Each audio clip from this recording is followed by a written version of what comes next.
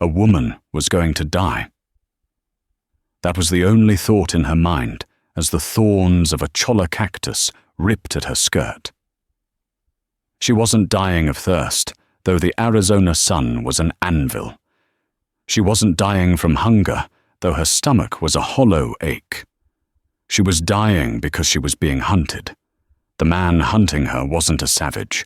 He was the most civilized man in the territory, and he would not stop until she was silenced. But when she finally collapsed, the shadow that fell over her wasn't her pursuer. It was something else, something colder, more dangerous, and it belonged to the one man who had never wanted a woman in his life. The land was broken glass. Eliza Grant's kid leather boots, the ones she'd worn to Sunday service in Prescott, were shredded. Her feet were a raw, bloody pulp. She had been running for 3 days. The Sonoran desert was a furnace, but it was the cold memory of Silas Croft that kept her moving. Silas, the pillar of the community, the man who owned the bank, the copper mine, and half the Arizona Territory legislature. The man who had taken her in as a ward after her father, his business partner, had died in a suspicious mining accident. "You are a jewel, Eliza," Silas had told her just last week, his thumb stroking her cheek, his eyes as flat and grey as slate. And a jewel belongs in a setting. My setting. He had announced their engagement at the governor's ball. Eliza had smiled until her face ached, all while the proof of his evil was hidden beneath her floorboards. She had found her father's real ledger, tucked away in a false-bottomed trunk. It wasn't just a ledger, it was a confession. It detailed Silas Croft's empire, built on forged land deeds, stolen water rights, and payments to men who removed impediments. Her father had been one of those impediments. She had planned her escape meticulously, a packed satchel, a horse bolting during a morning ride. She had a 3-hour head start. But Silas was smart, and he was rich. He hadn't sent a bumbling posse. He had sent trackers.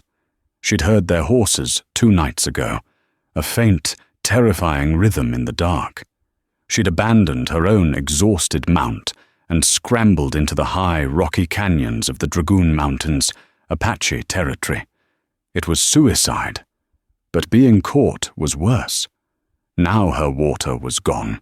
Her vision was blurring. Every saguaro looked like a man.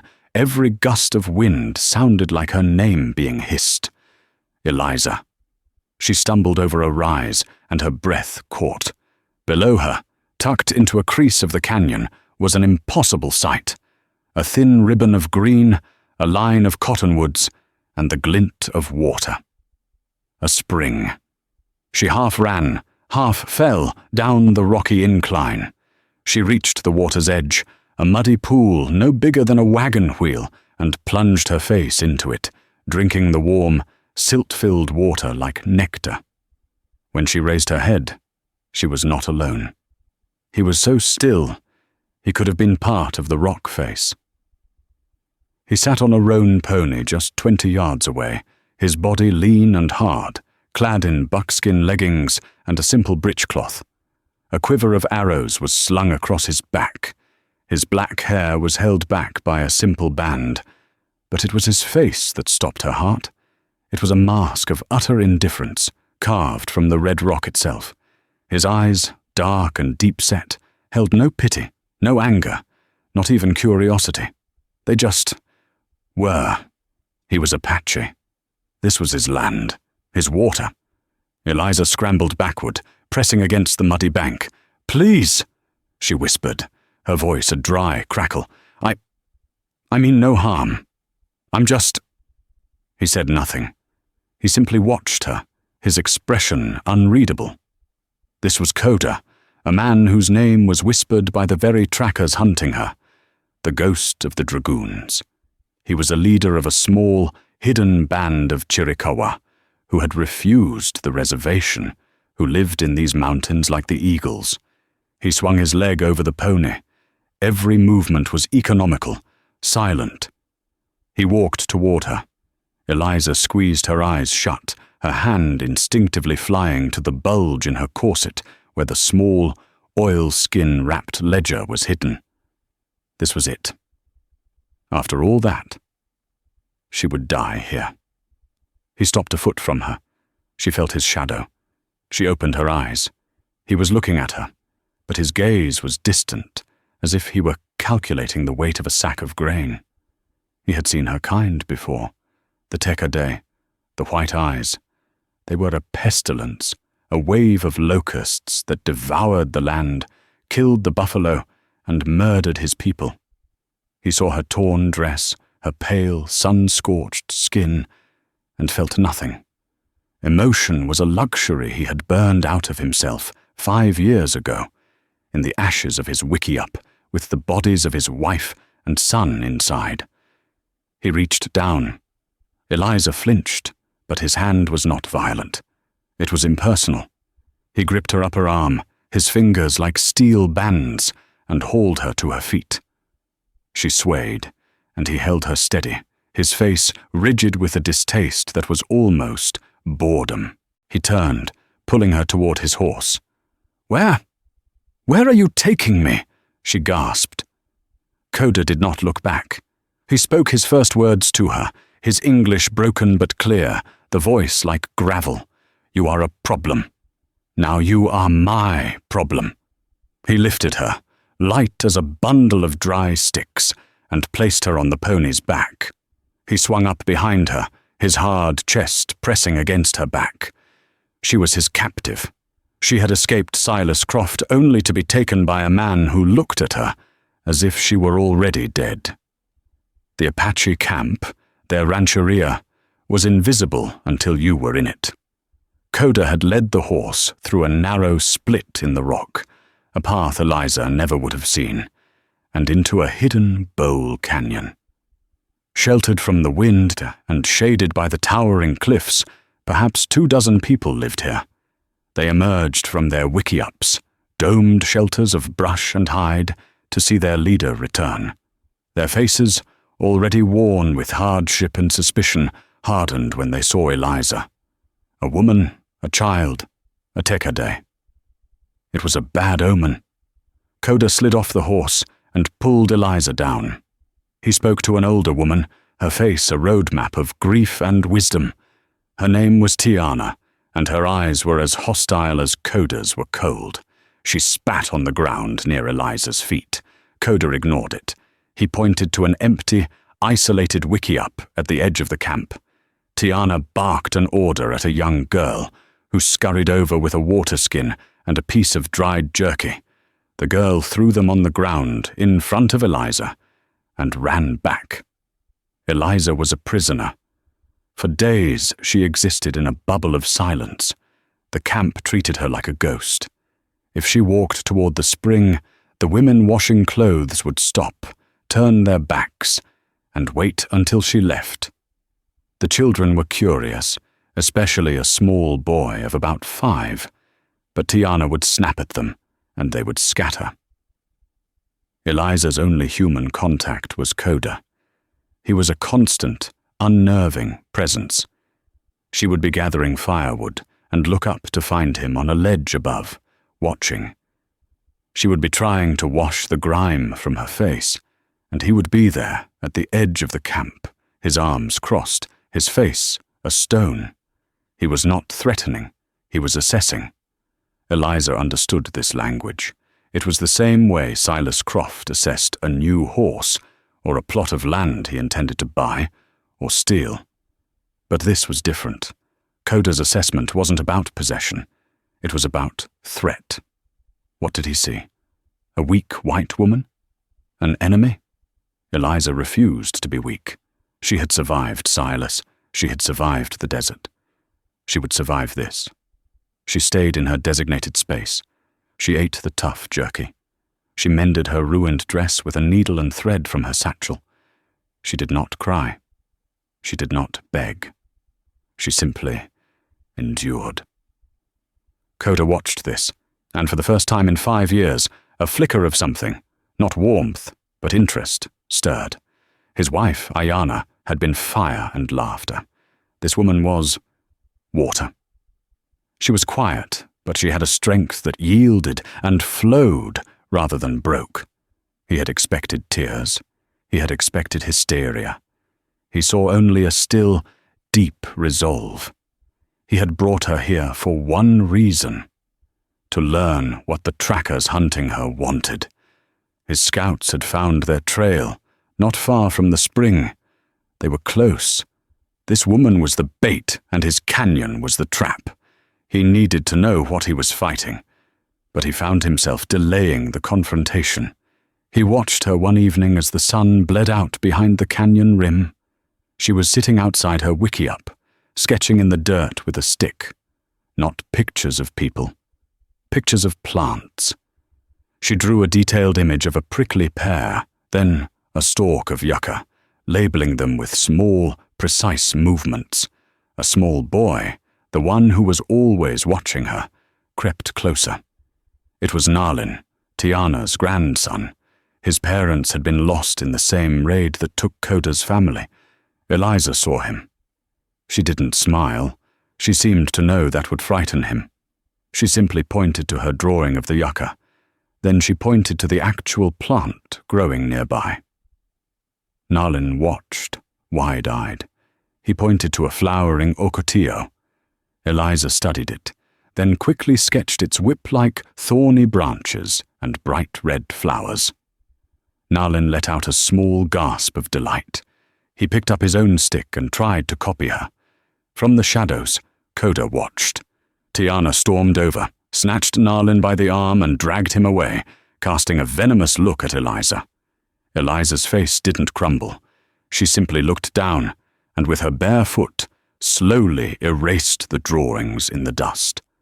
Coda turned and walked away. The woman was not just a problem. She was a complication.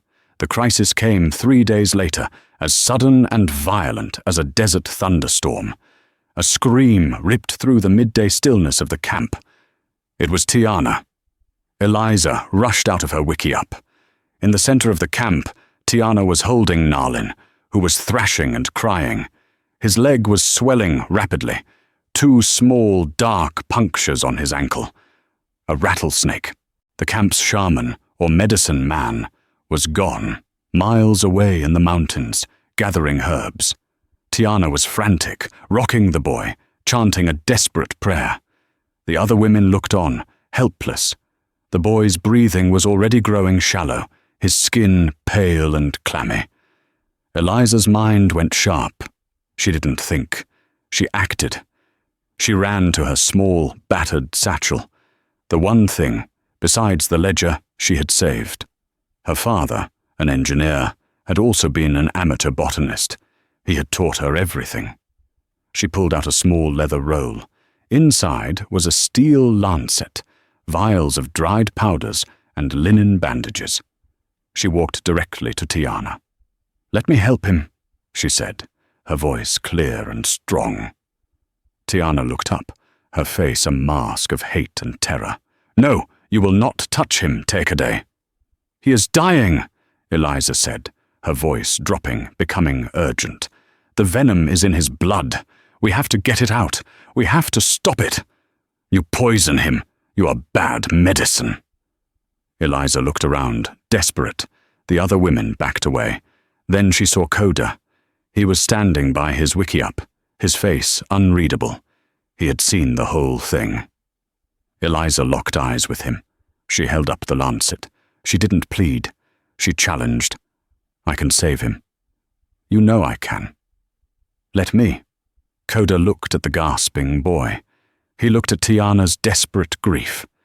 And he looked at this strange white woman who showed no fear, only a fierce, brilliant competence. He remembered her drawings in the dust. He remembered her stillness. He strode forward. He placed a hand on Tiana's shoulder. He said one word in Apache. "Wait." Tiana froze, her tear-streaked face turning to him in disbelief. Coda nodded at Eliza. Once. It was all the permission she needed. She knelt, ignoring the hostile glares. "Hold him still," she commanded. and to her surprise, Tiana obeyed. Eliza's hands were swift and sure. She made 2 small, precise cuts over the fang marks, just as her father had taught her. She pressed, forcing the dark, venomous blood to well up. She didn't suck it, a dangerous myth, but instead applied a cupping glass, a small glass vial she heated, to draw it out. Nalin screamed, a thin, terrified sound. "It's all right," Eliza murmured, her voice losing its hard edge, becoming a soft, soothing hum. "It's all right." After a moment, she wiped the wound clean. She opened one of her vials, a mix of powdered echinacea and plantain, herbs her father swore by for snakebite. She mixed it with a little water to make a paste and applied it as a poultice, binding it tightly with a clean linen bandage. "We have to keep him cool," she said, looking up at Coda. "And he must drink water. As much as he can." For the rest of the day, and deep into the night, Eliza did not leave the boy's side. She sat in Tiana's wickiup, a place she had been forbidden to enter, and bathed Nalin's face with cool water. Coda sat outside, a silent guardian. Tiana sat in the corner, her hatred warring with a dawning, grudging respect. Just before dawn, the boy's fever broke, his breathing evened out. He opened his eyes, saw Tiana, and whispered, "Grandmother." Tiana let out a sob that seemed to tear from her very soul. She rushed to her grandson, clutching him. Eliza, her work done, quietly slipped out of the wickiup. She was exhausted, her entire body shaking from adrenaline. She leaned against the cool rock wall of the canyon, closing her eyes. A moment later, a shadow fell over her. Coda. He stood before her, the first light of morning painting the edges of his hair. He simply looked at her for a long time. The coldness in his eyes was not gone, but something else was there now. A deep, probing confusion. He held out his hand. In it was a small, ripe pear from the prickly pear cactus, its spines meticulously removed. Eliza looked at the offering, then at his face. She slowly took it. "You fight," he said, the words rough. "Yes," Eliza whispered. "You fight for an Apache child." "He was a child," she replied, her voice firm. "That is all I saw." Coda stared at her, as if she were a puzzle he could not solve. He had built his world on a simple, hard truth. His people were good. The Tekade were destroyers. This woman, who had the courage of a warrior and the hands of a healer, who had saved the last living piece of Tiana's heart, didn't fit. He turned and walked away, but the thaw had begun, and it terrified him. 2 days' ride south, near the squalid, booming town of Tombstone, Silas Croft was losing his patience. "What do you mean the trail went cold?" he snapped. The man he was speaking to, Boone Helm, didn't flinch. Boone was a renowned tracker, a man as amoral as a sidewinder, and just as dangerous. He had a scarred face and pale, dead eyes. He was the one who had led the prospecting raid that had cleared Coda's Canyon 5 years ago, though Silas had hired him through 3 layers of intermediaries. "I mean what I said, Mr. Croft," Boone rasped, spitting a stream of tobacco juice into the dust. "The trail went into the dragoons. She went high, and that's his land." "His? Whose?" "Coda. The ghost." Boone's voice held the slightest trace of, not fear, but professional respect. "He's Chiricahua, the real kind, not the reservation dogs. He and his little band are all that's left. They say he can't be killed." "I am not paying you to listen to campfire stories," Silas seethed. He was a man of cold, urban logic. He hated the dust, the superstitions, and the grit of the frontier. He wanted it tamed, fenced, and owned. "It ain't a story," Boone said flatly. "That's his territory. If she went in, she's either dead or she's his. Either way, that ledger is likely lost." Silas's face purpled. The ledger. That cursed book.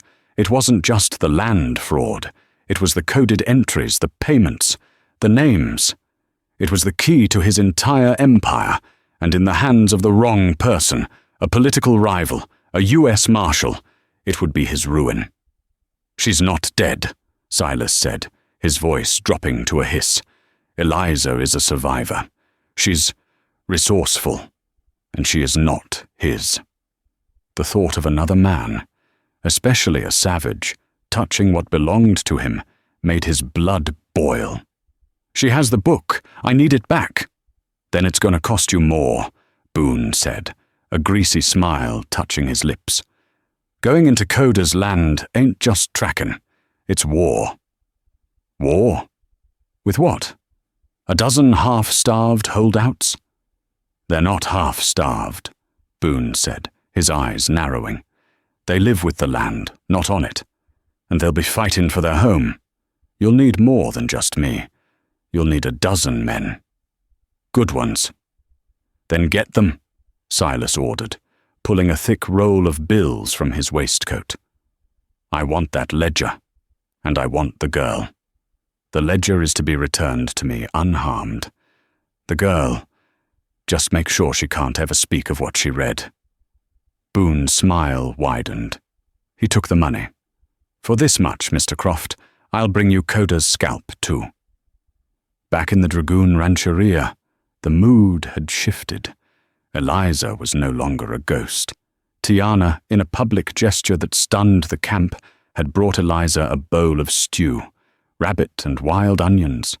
She had sat, eaten with her, and, in halting Apache, pointed to herself. "Tiana," Eliza pointed to herself. "Eliza." It was a start.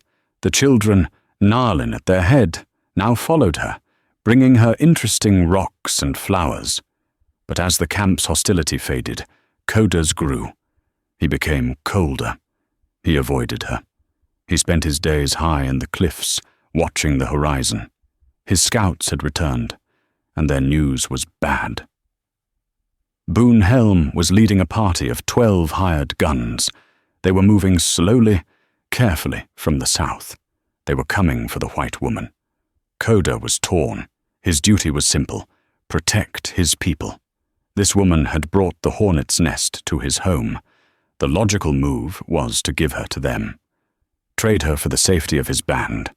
But when he pictured it, handing Eliza over to those men like the ones who had... He couldn't. The image of her, kneeling by Narlin's side, her face fierce and focused, superimposed itself. The woman who had fought for one of his. He had to know. He had to know why. What was in that small package she guarded so closely? He found her by the spring. She was washing Narlin's bandage. "They come," he said, without preamble. Eliza's head snapped up. "Who?" "The men who hunt you."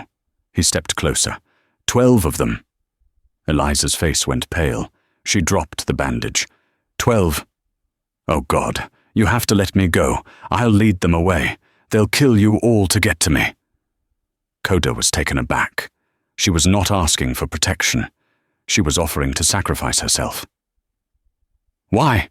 he asked, the word sharp. "Why do they want you? What did you steal?" Eliza looked at the camp. She saw Tiana playing with Narlin. She saw the other women, who now nodded to her. She had found a strange, fragile peace here, in the one place she should have been most afraid. She would not be the cause of its destruction. "I didn't steal," she said. "I took." She reached into the bodice of her dress. Her hands were shaking, but she pulled out the oilskin-wrapped ledger. She handed it to him. Coda took it, confused. He opened the cover. It was columns of numbers and names, written in a precise, spidery hand.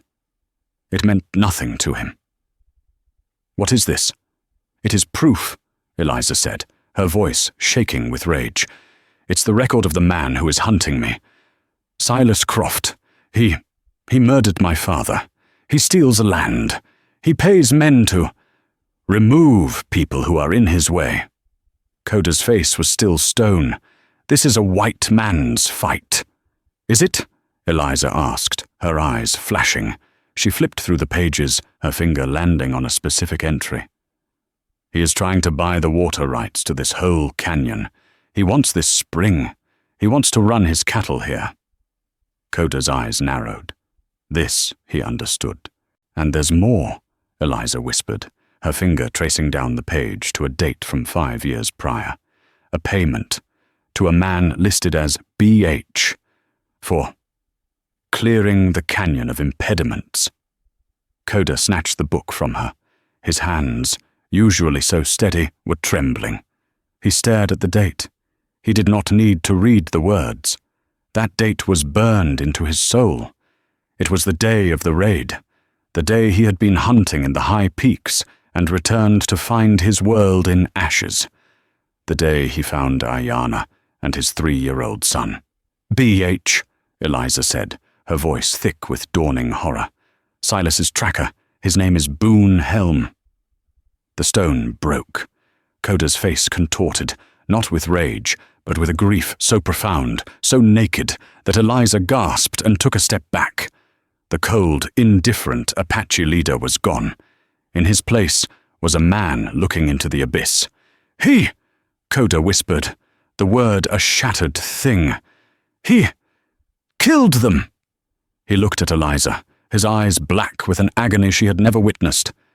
"Your man. He killed my wife. My son." The world tilted. The man hunting her was the same man who had destroyed him. They were not two worlds, white and Apache. They were two victims, bound together by the same monster. Eliza's hand flew to her mouth. "Coda, I didn't know. I swear to you, I never knew. I just knew he was evil. I didn't." Coda wasn't listening. He was walking away, stumbling, like a man who had been shot. He held the ledger in his hand, as if it were a venomous snake. He went to the edge of the canyon and stood there, his back to the camp, his shoulders rigid. He was the ghost of the dragoons, the leader, the one who had to be cold, because if he ever let the grief in, it would swallow him. And now, this woman had ripped the scar open. For 5 years he had hunted. He had looked for a face, a clue, anything to explain the raid. It had been brutal, far beyond a simple settler conflict. It had been an extermination. Now he knew why. It wasn't a fight over land. It was a business transaction. His family had been impediments. Eliza followed him, her heart hammering. She stopped a few feet behind him. "They are coming here," Coda said to the canyon, his voice a low, terrifying monotone. "They are coming to finish the job." "Then we have to leave," Eliza urged. "You must take your people and go. Hide. I'll lead them away. I can—" Coda turned around, and his face stopped her words. The grief was gone. In its place was something she had never seen, a cold, clear, and absolute certainty. It was the calm at the center of a tornado. "No," he said. "For 5 years I have run. I have hidden. I have survived. No more." He looked down at the ledger in his hand, then back at her. "This is a white man's weapon, but he will die by it." "Coda, what are you going to do?" He stepped toward her, his proximity no longer threatening, but charged with a new, shared intensity. He was seeing her for the first time. Not as Tekade, not as a captive, not even as a healer. He was seeing a woman who had, at impossible risk, stolen the very weapon that could avenge his family. A woman who had offered to sacrifice herself for his people. He reached out, his calloused fingers lightly touching her cheek. Eliza froze, her breath catching. His touch was not gentle, it was rough, real, and it sent a jolt through her entire body. He studied her face, her sunburnt skin, her tangled hair, her eyes that were wide with fear, but held no weakness. "You are," he started, his English failing him. He searched for the word, his gaze unwavering. You are the most beautiful thing I've ever seen." Eliza's eyes filled with tears, not of sadness but of shock. "What? Not your face," he said, as if clarifying a technical point. He tapped his finger against her chest, just above where the ledger had been hidden. "This. Your spirit. Your fire. It is Shikai. It is good." He had never wanted a woman. Not since Ayana. To love was to lose.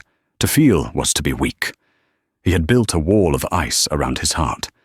And this woman, with her quiet courage and her terrible, beautiful truth, had just melted it.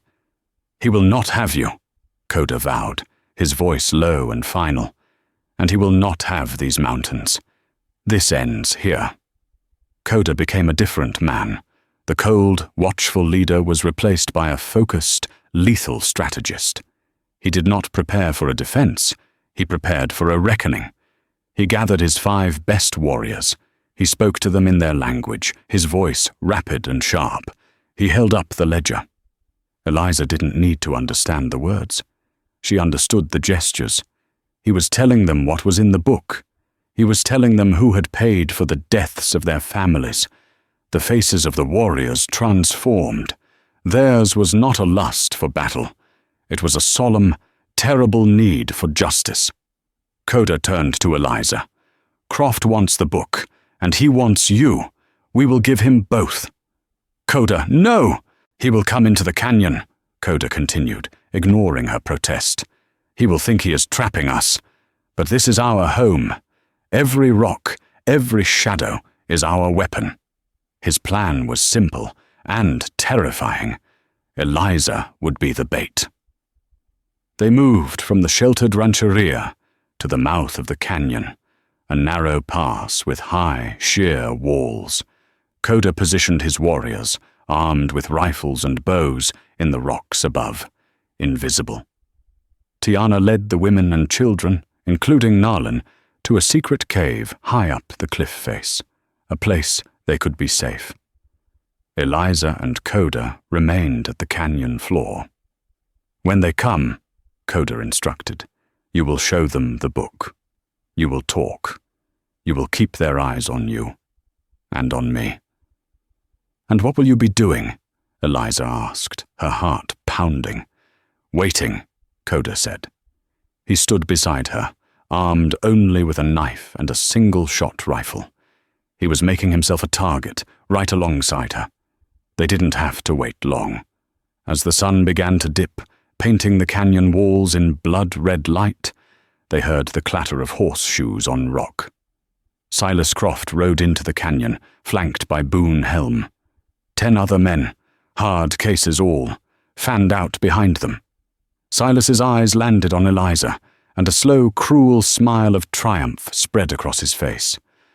"Well, well, my dear Eliza, you have caused me a great deal of trouble." He looked at Coda, his smile turning to a sneer. "And you've picked up a new pet, I see. Give me the girl, and the book she stole, and I will let you live out your pathetic existence in these rocks." Eliza's hand was shaking so badly she could barely hold the ledger, but Coda's presence beside her, so calm and solid, gave her strength. "She's not your girl," Coda said, his voice echoing slightly in the pass, "and this is not your land." Silas laughed. "It will be, by this time next week. Now, the book." "It's right here, Silas," Eliza called out, her voice stronger than she expected. "And it's fascinating reading." Boone Helm was not smiling. He was scanning the cliffs, his rifle held ready. "Mr. Croft," he muttered, "this don't feel right. It's too quiet. Let's just shoot 'em and take the book." "Patience, Boone," Silas said, enjoying his moment. "I want her to know she lost. I want him to know he lost." "You want to know what's in this book, Silas?" Eliza shouted, taking a step forward. "Or should I tell your men? Should I tell them about the real Silas Croft?" Coda put a hand on her arm, holding her back. He looked directly at Boone Helm. "BH," Coda said, the 2 letters cutting through the air. Boone's head snapped toward him. "What did you say?" "BH," Coda repeated, louder. "Clearing the canyon. 5 years ago. That was the price. For my wife and my son." The hired guns shifted, looking at Boone, then at Silas. They were paid to be muscle, not to get caught in a personal blood feud. Silas's face went white. He had been exposed. "Boone! Kill them! Kill them now!" Boone raised his rifle. "It was just a job, Apache." He fired. Coda moved faster than Eliza had ever seen a human move. He shoved her to the ground, pulling her behind a large boulder. The bullet sparked off the rock where they had been standing. "Now!" Coda roared. It was not a battle. It was an execution. From the cliffs above, 5 rifles spoke at once, not at the hired guns, but at their horses. The animals screamed and fell. In an instant, Silas's mounted, superior force was a panicked, grounded infantry trapped in a stone corridor. Arrows hissed from the shadows. One of the gunmen clutched his shoulder, falling. Another took an arrow to the leg. "It's an ambush!" Boone yelled, diving for cover. "I told you!" Silas, in a blind panic, pulled his revolver and ran toward Eliza's boulder. "You witch! You ruined me!" He rounded the rock. Coda was waiting. He didn't use his rifle. He met Silas's charge, grabbing the gun hand and twisting. The pistol fired harmlessly into the sky. Coda was not a large man, but his strength was like wrapped steel. He slammed Silas against the canyon wall, and the banker crumpled. The fight was over. The remaining gunmen, their leader captured and their escape cut off, threw down their weapons. Boone Helm, ever the survivor, was already holding his hands up. "Like I said, Mr. Croft, he paid me. It was all him." Coda stood over the gasping, terrified Silas Croft. His knife was in his hand. His face was a mask of pure, cold vengeance. This was the moment he had lived for 5 years. "Coda!" Eliza's voice cut through his rage. He turned. She was standing, her face pale but resolute. She was holding the ledger. "Don't," she said, her voice quiet. "Don't become him. His way is murder. Your way is justice." Coda looked at the pathetic, wheezing man at his feet. He looked at the ledger, and he looked at Eliza. He sheathed his knife. The 2 days that followed were a strange, suspended breath. The canyon, once a hidden sanctuary, was now a holding pen. The 12 gunmen, stripped of their weapons and bound securely, were kept under guard at the canyon's mouth. The Apache warriors, silent and grim, watched them with the patience of spiders. Silas Croft, separated from his men, was a creature of sputtering rage. His fine suit was coated in dust, his wrists raw from the rawhide ties. "You'll hang for this, you savage!" he screamed at Coda, who merely stared at him with that unnerving, flat patience. "I own this territory. I own the judges. When I'm free, I'll have every man, you woman, and child in this canyon hunted down like the animals you are." Coda said nothing. His silence was a far more effective torment than any threat. Boone Helm, by contrast, was a model prisoner. He sat quietly, ate the jerky he was given, and watched. He was a pragmatist. He had played a hand and lost. Now he was waiting to see what the next deal was. He saw the way Coda looked at Eliza, and the way the Apache women, who had once despised her, now brought her water. He saw the healer, Eliza, cleaning and binding the arrow wound of one of his own captured gunmen, who looked at her with baffled gratitude. "You're wasting your time, Missy," Boone rasped at her. "He'd have shot you just the same." "He's a man," Eliza replied, not looking up as she tightened the bandage. "He's bleeding. That's all that matters right now." Boone just shook his head, a dry, rasping chuckle in his throat. This woman was from another world. The greatest change, however, was in the space between Coda and Eliza. The confession, "You're the most beautiful thing I've ever seen," hung in the air between them, a fragile, vibrating thing. The wall of ice that had defined Coda was gone, and he seemed unsure what to do with his own exposed heart. He was no longer just her protector. He was her partner. They spoke in quiet tones about the patrol, about the guard shifts. That evening, as the sun set, Tiana approached Eliza. The old woman, whose face had been a mask of hate, now looked at her with a deep, weary respect. She held out a pair of unfinished deerskin moccasins and a bone awl. She said nothing, but simply sat and began to stitch. It was an invitation. Eliza, her eyes stinging with tears, sat beside her, and, fumbling, took the second moccasin and copied the old woman's movements. Coda watched them from a distance, the two most important women in his world, one lost and one found, stitching a new life together in the twilight. He felt a rightness in his soul that he had not felt since the days before the fire. On the morning of the third day, the lookout's call echoed down the canyon. Not a warning, but an announcement. A column of blue-uniformed soldiers rode into the pass, led by a man whose dusty uniform and grim, sun-scorched face spoke of a life lived on the hard edge of the law.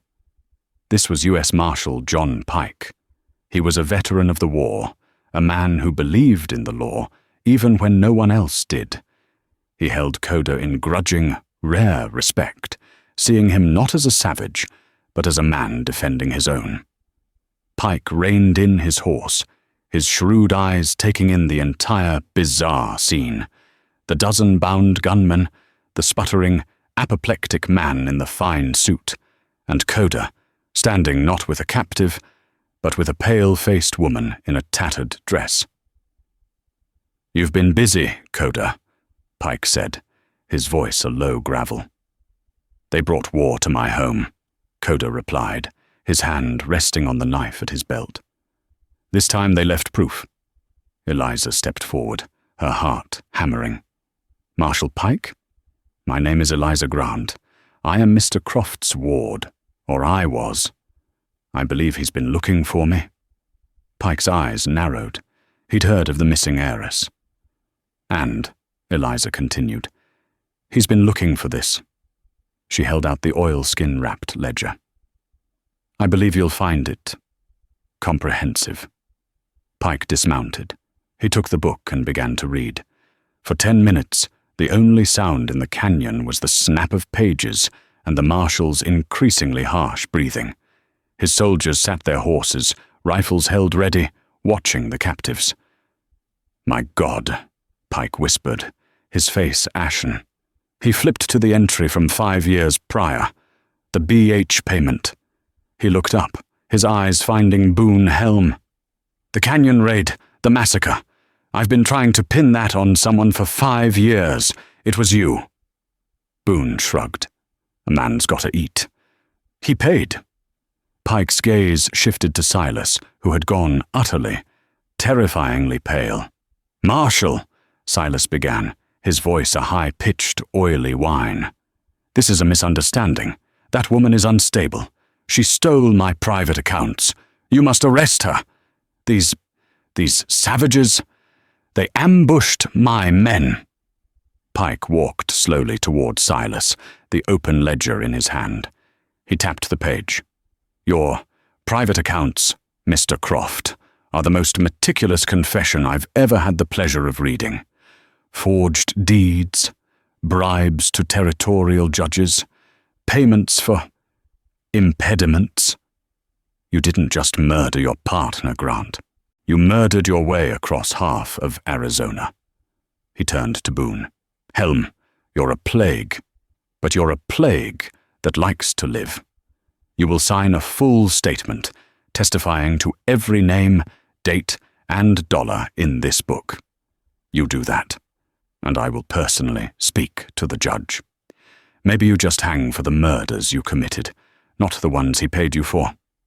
Boone's greasy smile was instant. "Marshal, I'll tell you what brand of cigar he smokes. He's done. I aim to see another sunrise." Smart man. Pike holstered his revolver and pulled out a pair of iron cuffs. He snapped them onto Silas's wrists. Silas Croft, you are under arrest for the murders of Thomas Grant, of the Apache families in this valley 5 years ago, and God knows who else. You won't just be ruined, Silas. You're going to hang. Silas, seeing the last of his power evaporate, finally broke. The arrogance vanished, replaced by a pure, snake-like venom. As the soldiers hauled him to his feet and onto a horse, he fixed his eyes on Eliza. "You!" he shrieked, his face purple. "I gave you everything.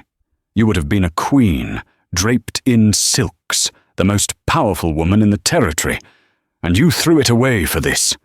He gestured at Coda, at the canyon, at the wiki-ups. "Filth! You're living in the dirt with savages.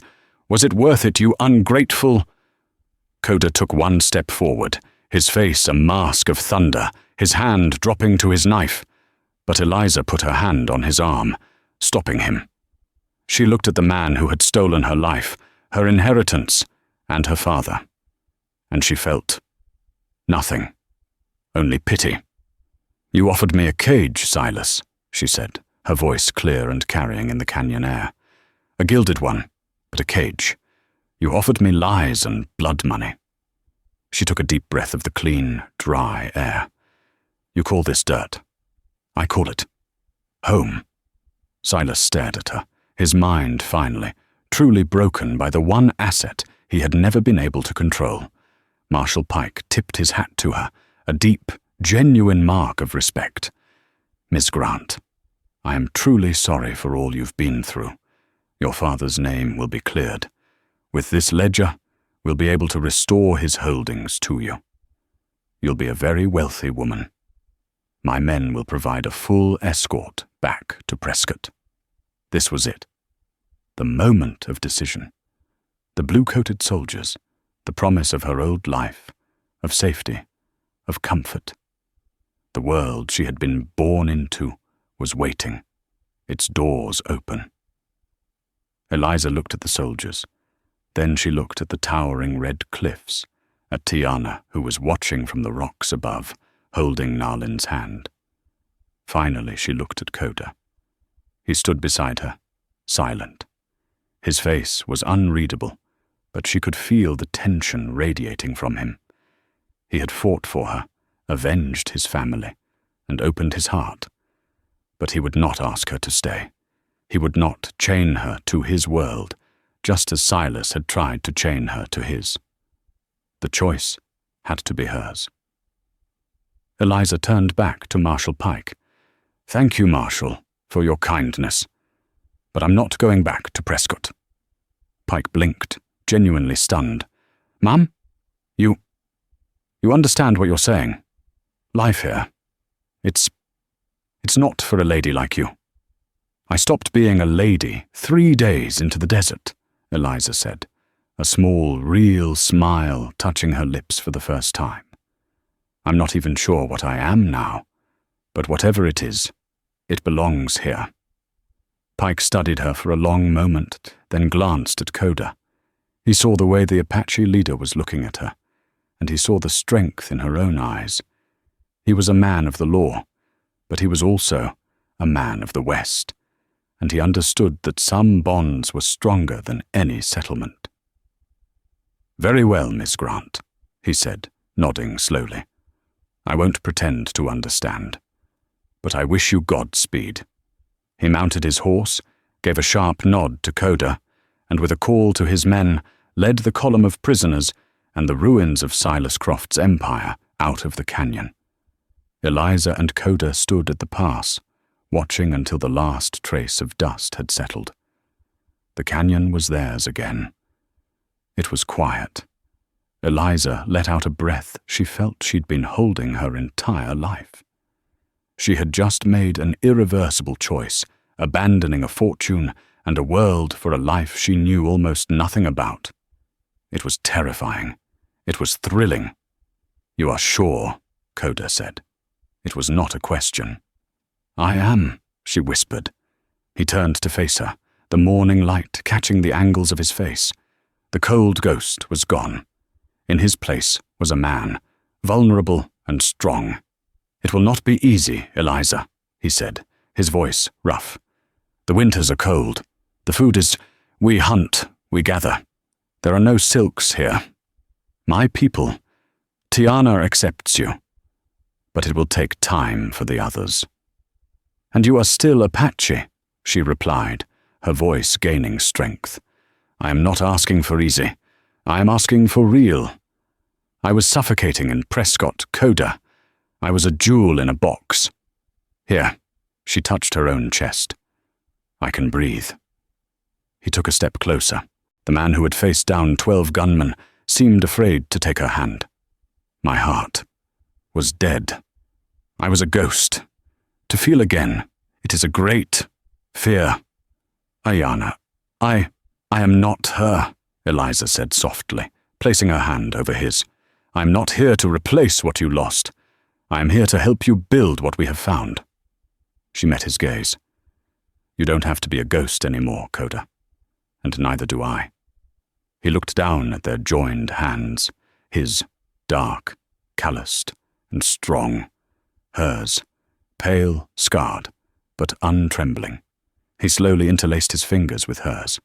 It was a promise. "Your spirit," he said, "is a strong fire. It has woken mine. Come." He gently tugged her hand.